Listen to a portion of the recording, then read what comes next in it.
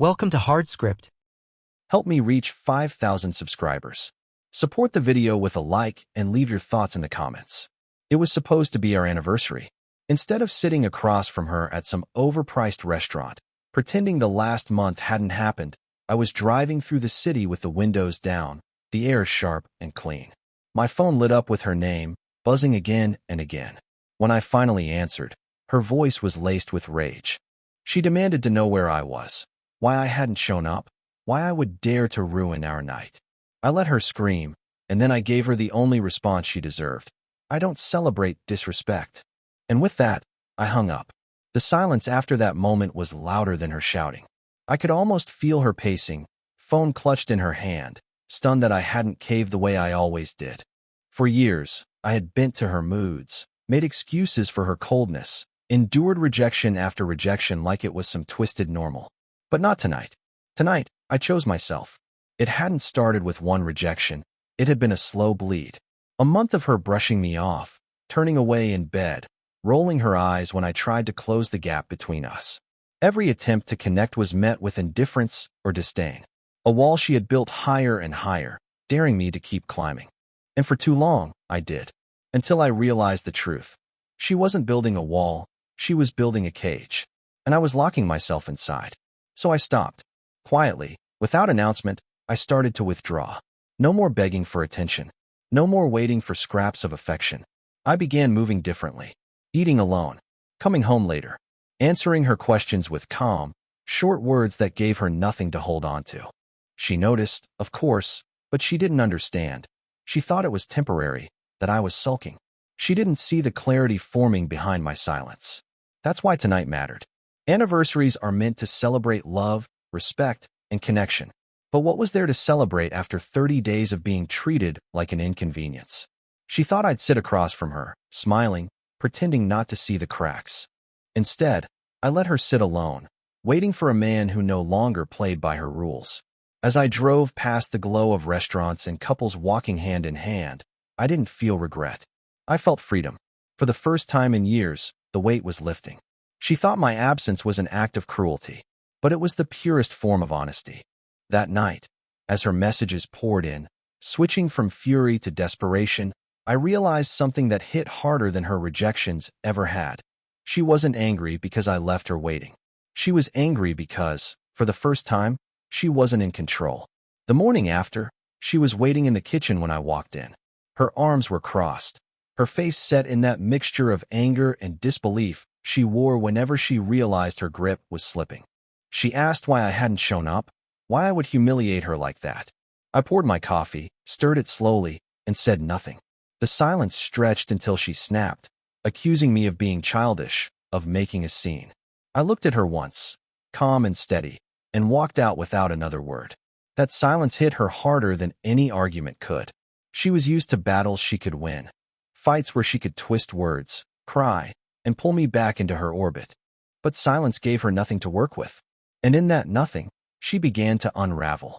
Over the next few days, she tried every tactic. Some nights, she stormed through the house, demanding answers.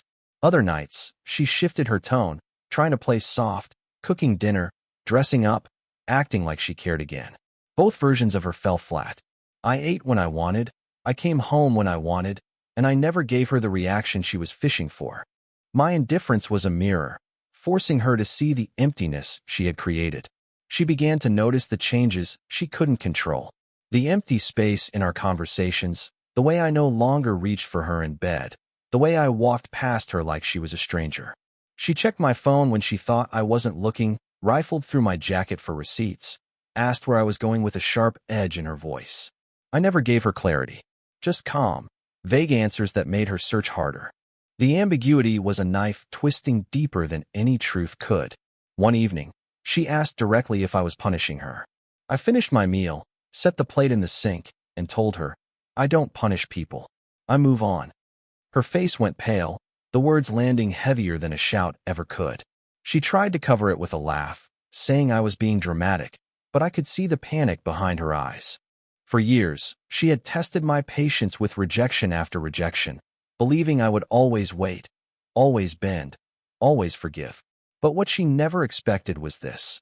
A version of me that no longer played her game.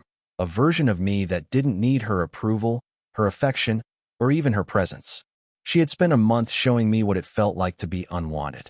Now she was learning how it felt when the silence finally turned back on her. The distance between us became a living thing. It filled the air in the mornings, when I drank my coffee without asking if she wanted hers. It followed us into the evenings, when we sat in the same room, but might as well have been miles apart. She tried to pierce it with small gestures, hovering near me, asking if I wanted to watch something together, forcing a smile that didn't reach her eyes. I answered with nods, short phrases, nothing more. The silence stretched, and she began to feel what I had felt for weeks: invisibility. One night, I came home later than usual. She was waiting in the living room, dressed like we had somewhere to go. Her hair done, makeup perfect, candles lit on the table. She asked if I'd forgotten we had plans. I told her calmly that I didn't forget. I just didn't see the point. She froze, her smile cracking, before forcing out a laugh and saying I was cruel. I walked past her without another word. After that, her suspicion grew sharper. She started asking more questions, her tone wavering between anger and fear. Where had I been? Who was I with? Why was I always gone? I never gave her more than a shrug, a vague answer, or silence. She checked my laundry, scrolled through my phone when she thought I wasn't looking, even searched my car once. I let her. She was desperate to find proof that my detachment meant someone else. But she was missing the truth. It meant she no longer mattered to me at all. The tension broke one evening at dinner. She put her fork down, leaned across the table, and asked if I still loved her. I looked at her, steady, calm, and said, I don't celebrate disrespect.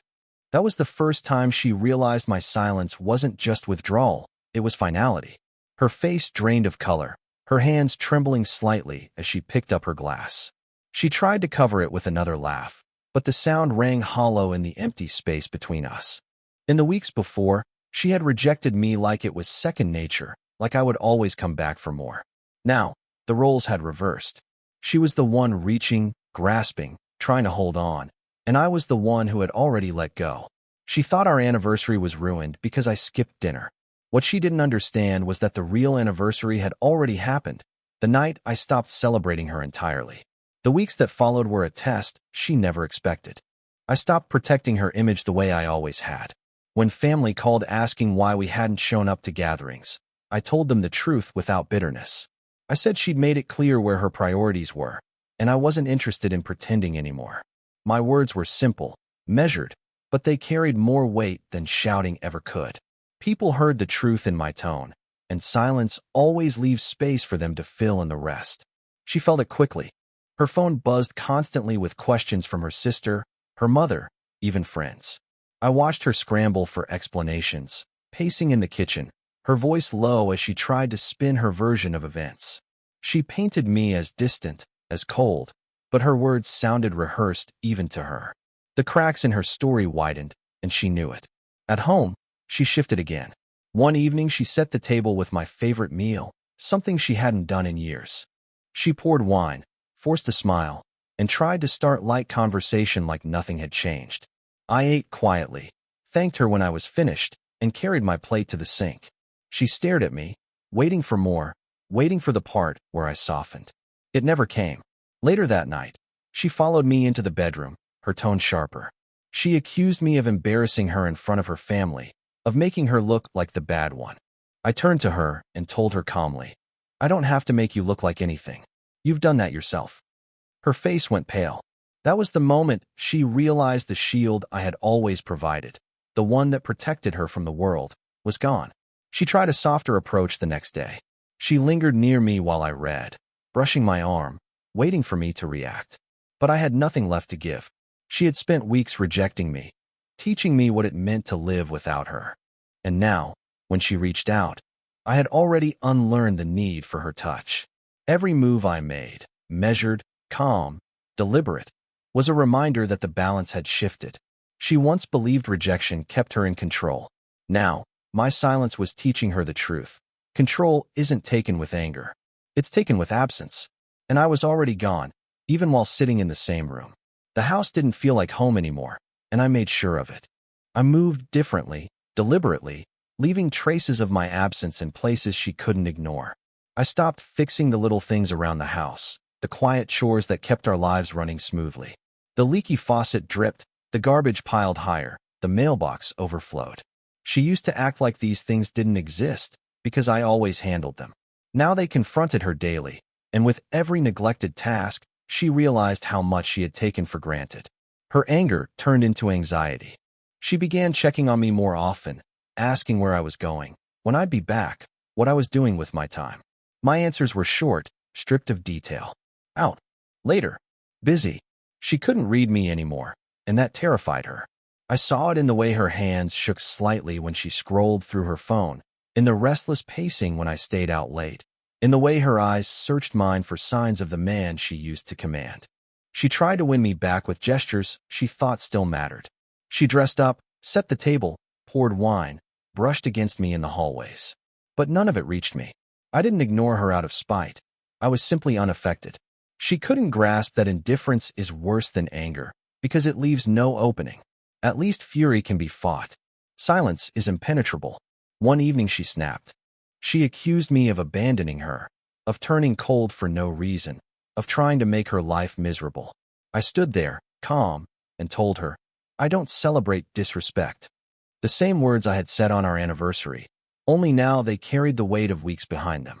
Her mouth opened as if to argue, but nothing came out. She knew exactly what I meant. She had disrespected me with her rejection, with her indifference, with her arrogance. And now the price was clear. She was invisible to me.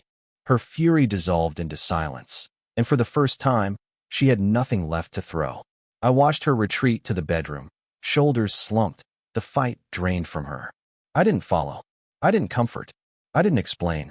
I sat in the quiet living room, the weight lifting off my chest. For the first time, I realized I wasn't waiting for her to change anymore. I was preparing to leave.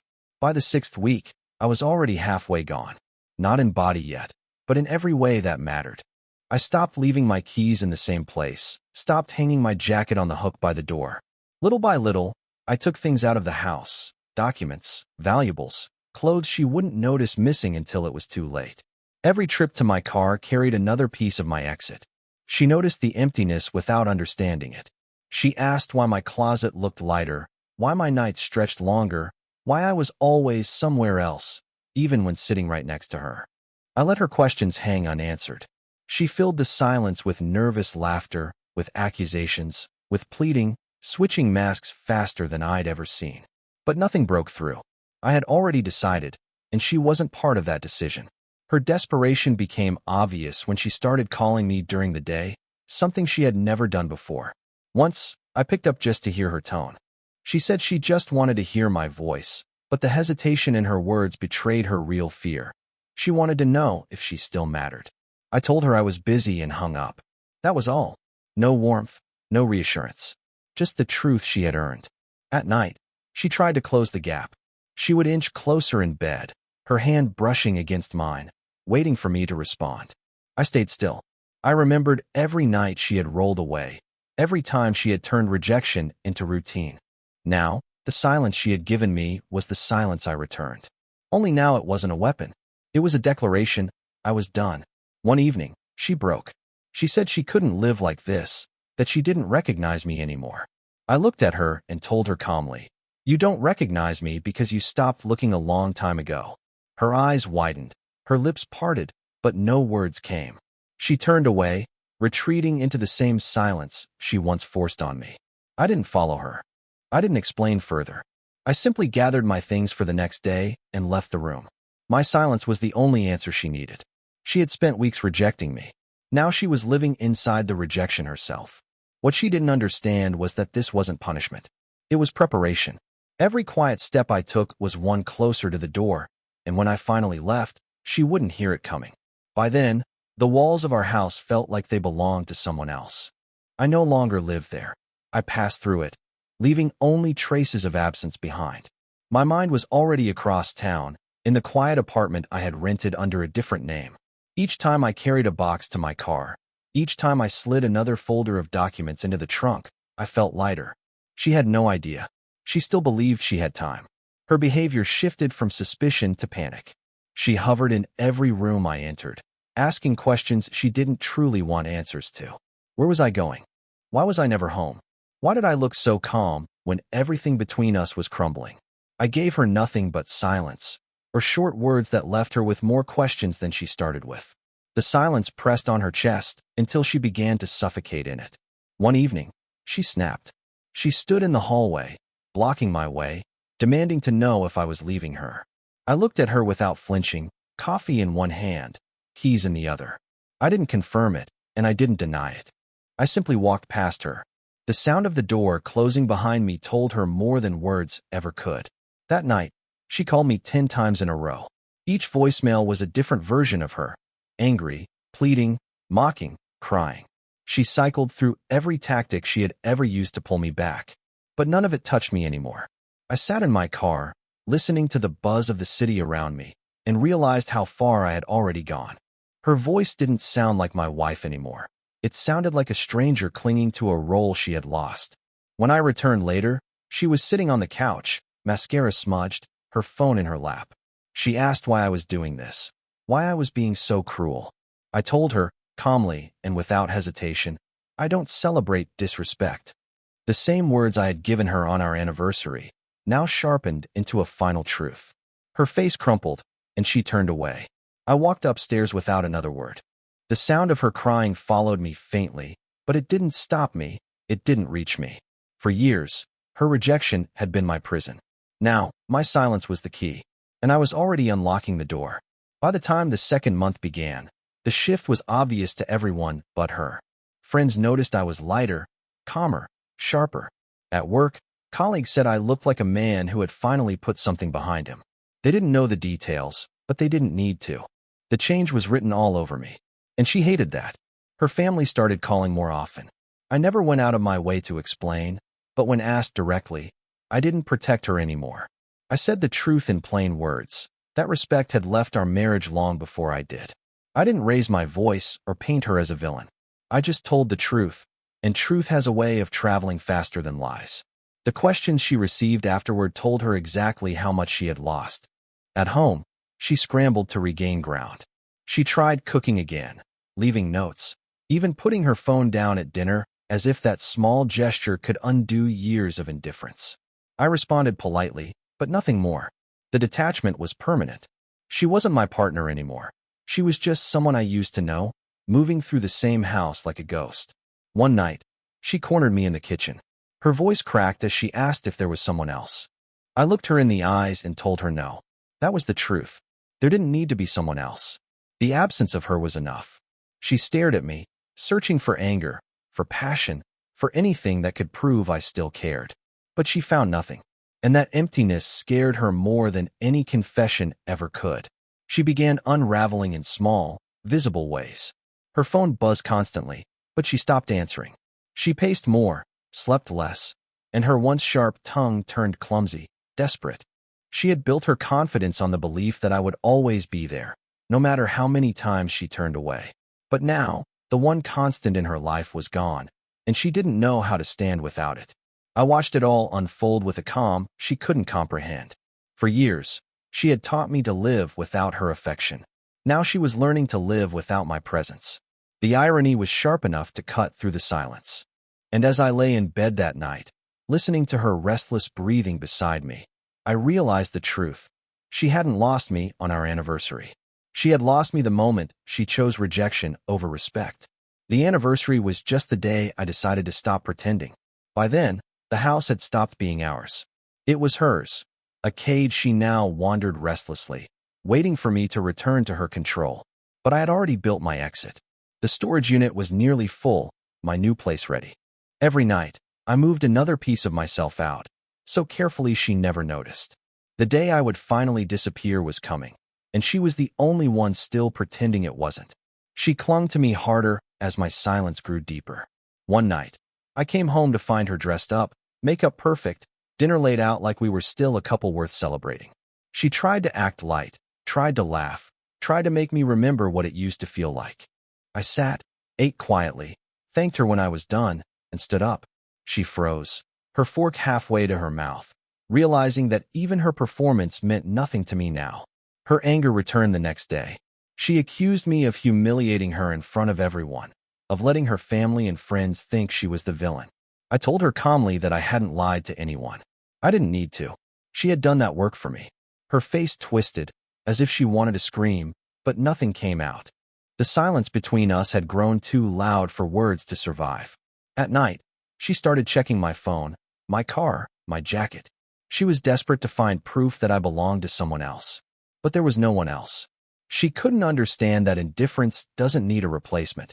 It only needs the end of caring. The absence itself was enough to unmake her. That weekend, I stayed out later than ever before. When I returned, she was waiting by the door, her eyes red, her voice shaking. She asked me directly if I was leaving her. I placed my keys on the table, looked her in the eyes, and said nothing. That silence crushed her more than any answer could. She stumbled back like I had struck her, covering her face with her hands. She had spent years giving me rejection. Now she was drowning in it herself. And as I watched her crumble, I realized the cruelest truth of all. She wasn't afraid of losing me. She was afraid of what my absence would reveal about her. That without me, there was nothing left holding her together. And soon, she would have to face that nothing on her own. The night I finally left was silent. No fights, no screaming, no dramatic finale. Just me, carrying the last bag out of the house while she slept in the bedroom, clutching her phone like it could save her. I paused for a moment, looking at the doorframe I had walked through thousands of times before. But there was no sadness, no nostalgia, only clarity. I stepped out, closed the door behind me, and didn't look back. The next morning, her calls started. At first, they were casual, her voice forced into a brightness she didn't feel. She asked where I was, when I was coming home, if we could talk. I didn't answer. By evening, the tone had shifted. Her voice cracked in the voicemails, swinging from anger to pleading, from rage to desperation. But I let them pile up in silence. She had made rejection her language. Now, she was speaking it to herself. Within days, her family reached out. They asked if I was okay, if it was true that I had left. I told them the same thing I had told her on our anniversary. I don't celebrate disrespect. That was enough. They understood without me needing to explain further. Respect is a language everyone understands, and they knew exactly who had broken it. She showed up once at my new apartment. She stood outside the door, knocking, her voice trembling as she begged me to open it. She said she regretted everything, that she finally realized what she had lost. I stood on the other side of the door, silent, listening as her words dissolved into sobs. When the knocking stopped and her footsteps faded down the hall, I knew it was the last time I'd hear her voice that close. That night, I sat in the quiet of my new place, the city lights glowing through the window. For the first time in years, the silence wasn't heavy, it was peaceful. She had once thought rejection was power, that withholding affection kept her in control. But real power is the ability to walk away without noise, without explanation, without looking back. She had spent months teaching me how to live without her. In the end, I didn't just learn, I mastered it. And now, she was left alone with the only thing she had given me for so long, silence. I didn't disappear. I simply stopped being hers. And that, more than anything, was the one thing she never expected. Real men don't explode. They exit. Subscribe for more power stories.